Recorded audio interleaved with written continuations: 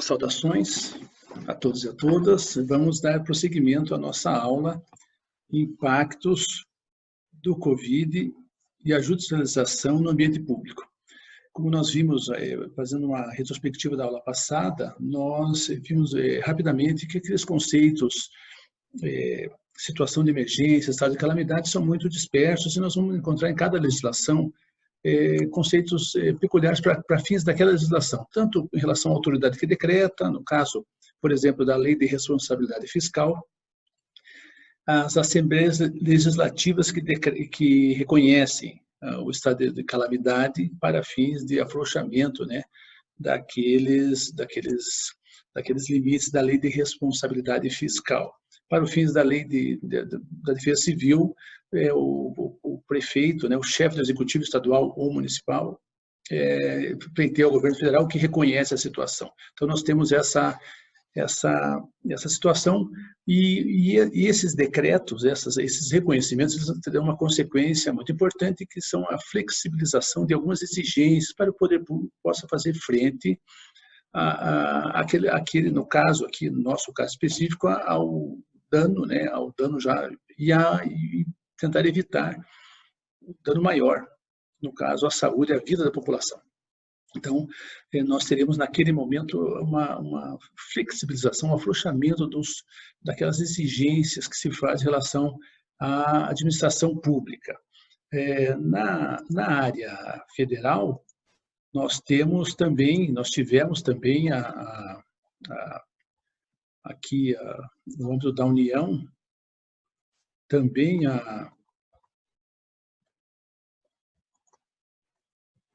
também um reconhecimento do estado de calamidade pública. O Senado Federal, pelo Decreto Legislativo número 6, de 20 de março de 2020, reconheceu o estado de calamidade pública no âmbito da União Federal, acolhendo a mensagem do presidente da República do dia 31, pedindo que até 31 de dezembro desse ano, tendo em vista a pandemia do Covid-19, reconhecida pela Organização Mundial de Saúde, e pelos impactos que transcendem a saúde pública e afetam a economia. Então, a mensagem presidencial é enviada e o decreto legislativo do Senado Federal reconheceu essa situação.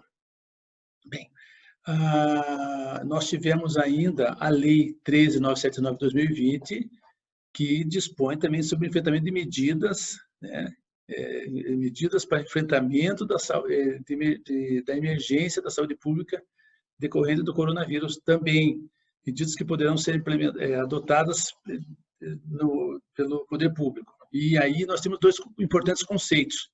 Primeiro, que é isolamento, separação de pessoas doentes ou contaminadas, de bagagens, meios de transporte, mercadorias, encomendas, de maneira a evitar a contaminação ou a propagação, isolamento. Ou a quarentena, restrição de atividades ou separação de pessoas suspeitas de contaminação das pessoas que não estejam doentes. Então, dois conceitos importantes que o juiz, com certeza, vai ter que lançar mão e ter presente para examinar em cada caso, porque nós teremos todos os municípios, os estados e a União editando atos normativos, e tudo isso baseado no Regulamento Sanitário Internacional, uma norma internacional que foi entronizada no nosso ordenamento pelo Decreto do Poder Executivo 10.212 de 2020. Nós temos, então, essa breve retrospectiva. Ainda nós tivemos, recentemente, agora, a emenda constitucional chamada PEC, do Orçamento de Guerra, né?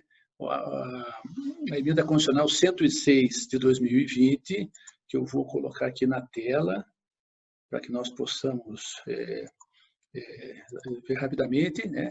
Aqui, a emenda constitucional número 106, que institui um regime extraordinário fiscal, financeiro e de contratações para enfrentamento da calamidade pública nacional decorrente da pandemia. Então, aqui é uma emenda constitucional promulgada, e aqui nós temos o que importa rapidamente para nós aqui, com o propósito exclusivo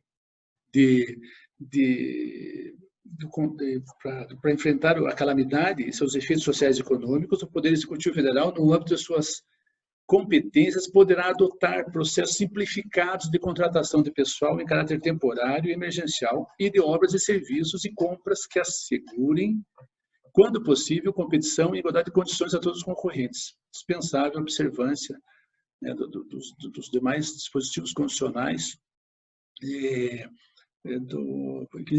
relativos à licitação, às normas e limitações de concurso público, enfim, tudo para permitir uma pronta resposta do poder público no enfrentamento dessa calamidade agora reconhecida, já reconhecida pelo Congresso, né, mas agora autorizada por uma emenda constitucional, dá uma gravidade. Foi aprovada rapidamente uma emenda constitucional, né, promulgada pelas mesas da Câmara e do Senado, a emenda 106, que institui um regime especial fiscal, financeiro e de contratações.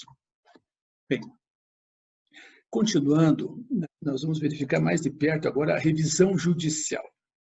Nós temos, então, nós vamos tratar.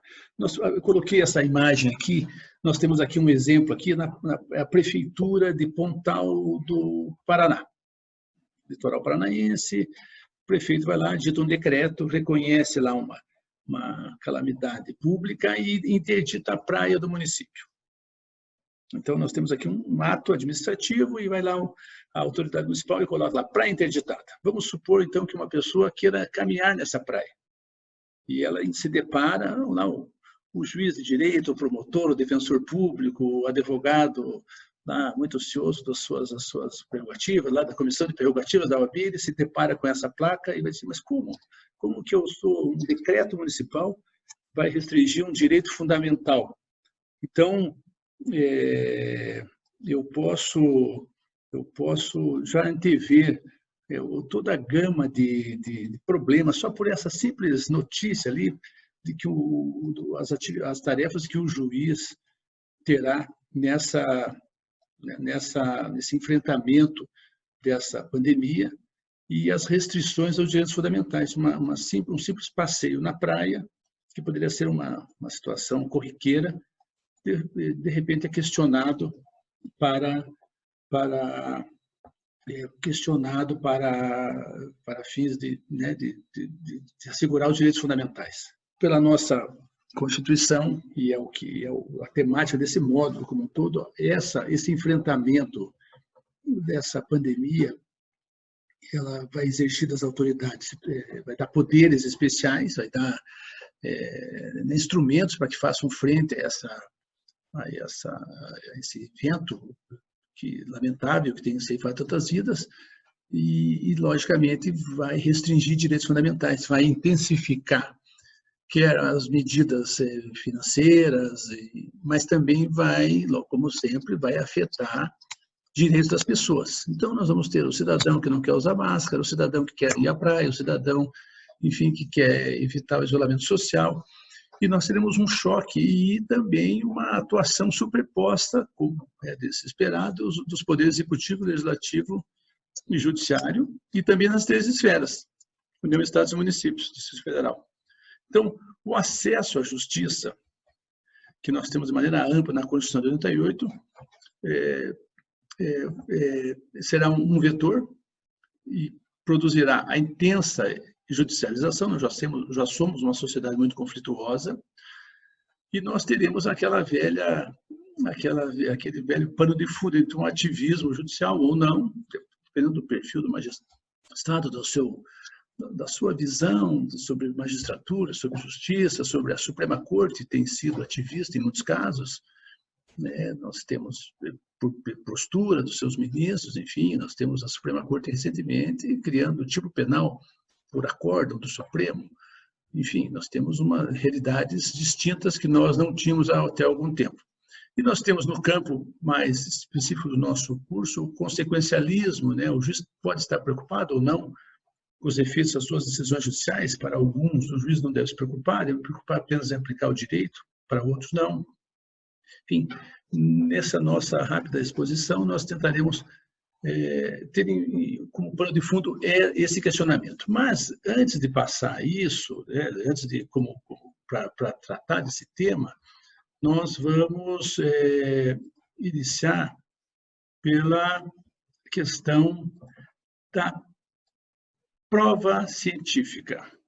Ou seja, o juiz, nesse processo de questionamento, como se trata de uma de uma doença, de uma doença infecciosa, né, de uma pandemia, e em termos técnicos diferentes, que nós temos dificuldade, temos que nos familiarizar, nós vamos ter uma inundação de informações de todas as ordens, né? A nossa sociedade, ela tem uma característica pelas redes sociais, que todas as pessoas são produtoras de conteúdos mais diversos. E nós vamos ter que trabalhar com esse material que é produzido para os nossos processos, para os questionamentos judiciais, para as conciliações, para as mediações. Enfim, aquele substrato fático que vem até o juiz para demonstrar um fato, para demonstrar uma cura, para demonstrar uma medida necessária ou não, ele vem com um aparato de prova científica, de conhecimento científico, e isso, para nós, é um desafio, porque nós vamos debater, nós vamos lançar o nosso exame sobre esse material.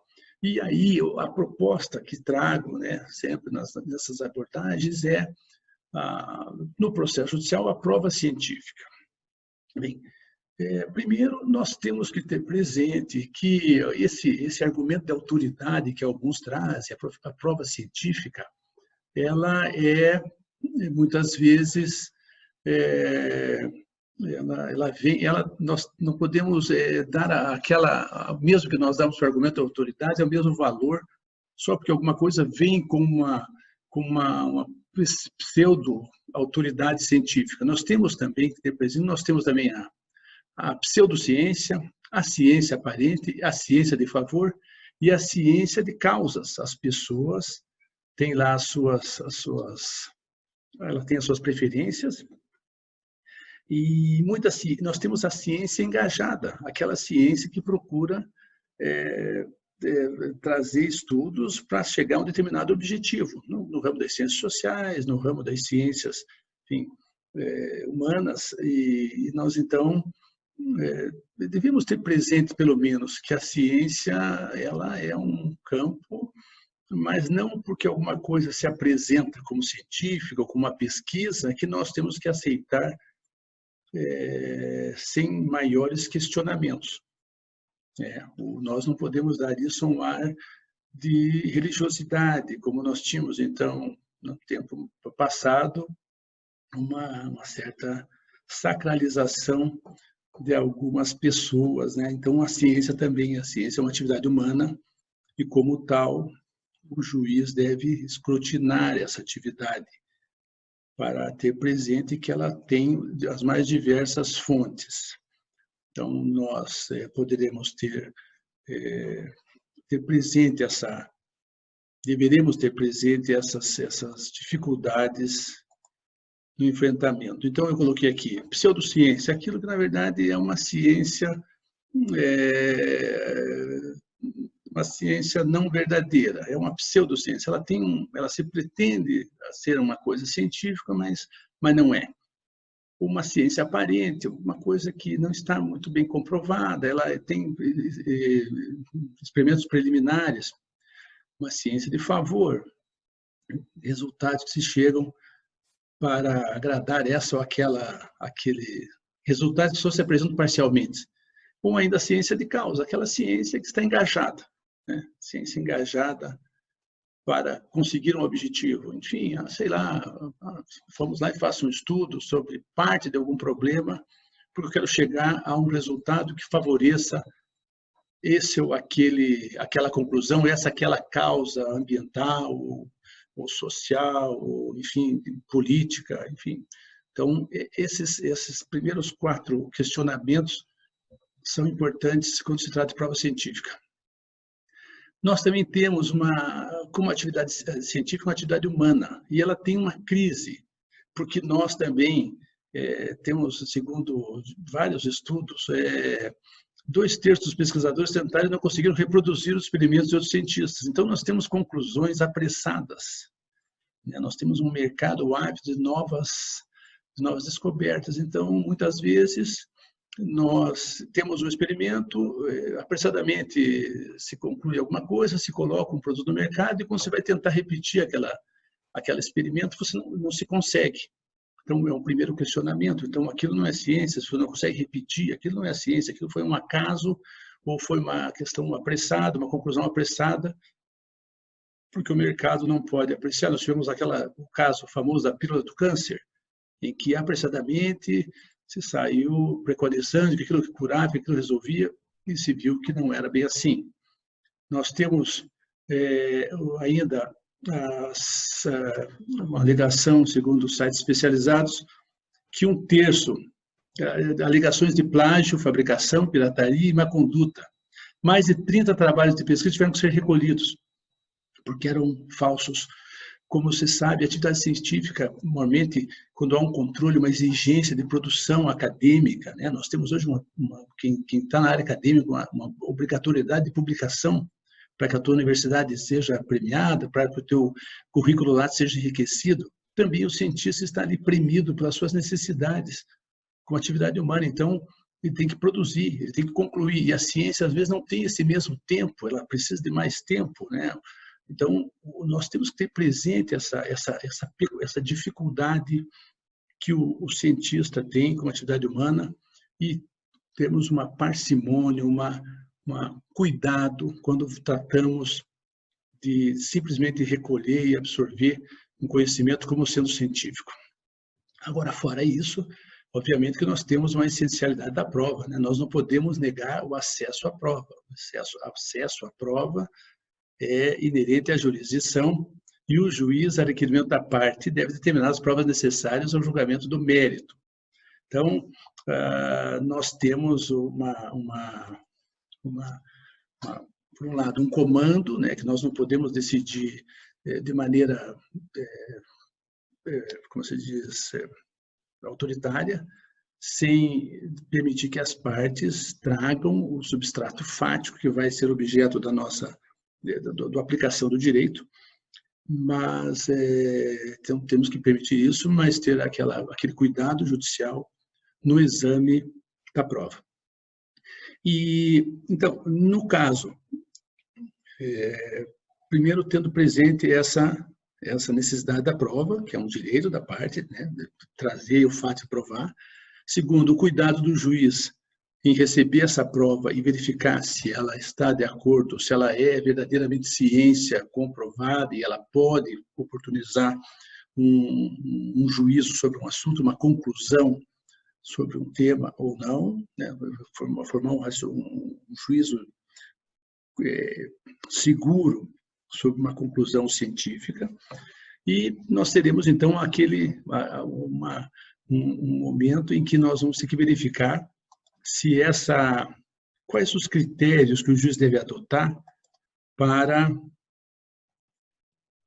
examinar essa prova. Então, nós vamos ver aqui que nesse exame da prova científica, né, no contexto do processo, vem essa prova científica para o processo, para se decidir se uma questão está aprovada ou não. Nós temos os avanços tecnológicos, as descobertas científicas, os avanços da técnica.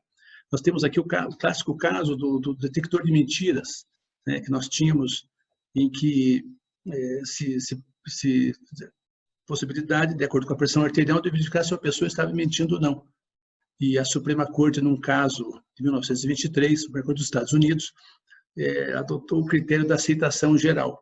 Como aquele detector de mentiras não havia aceitação geral da comunidade científica, ele não era admitido, porque o critério, então, vigente até recentemente era esse da aceitação geral. Quando a maioria de uma comunidade científica aceitava uma conclusão, então, aquele conhecimento deveria ser aceito pelo judiciário, ou seja, aceitação pela maioria de uma comunidade científica em um determinado campo relevante. Então, era o chamado caso Frye, o Standard Frye, o standard da aceitação geral. Enfim, então, aqui só apenas uma. Aqui agora, o relógio da minha mãe avisa que já ultrapassamos os 15 minutos. Vamos encerrar, por hora, o nosso módulo e voltaremos, então, com o desenvolvimento dessa metodologia judicial para para o enfrentamento da prova científica num contexto processual em que a discussão principal é essa verdade científica. Até a próxima.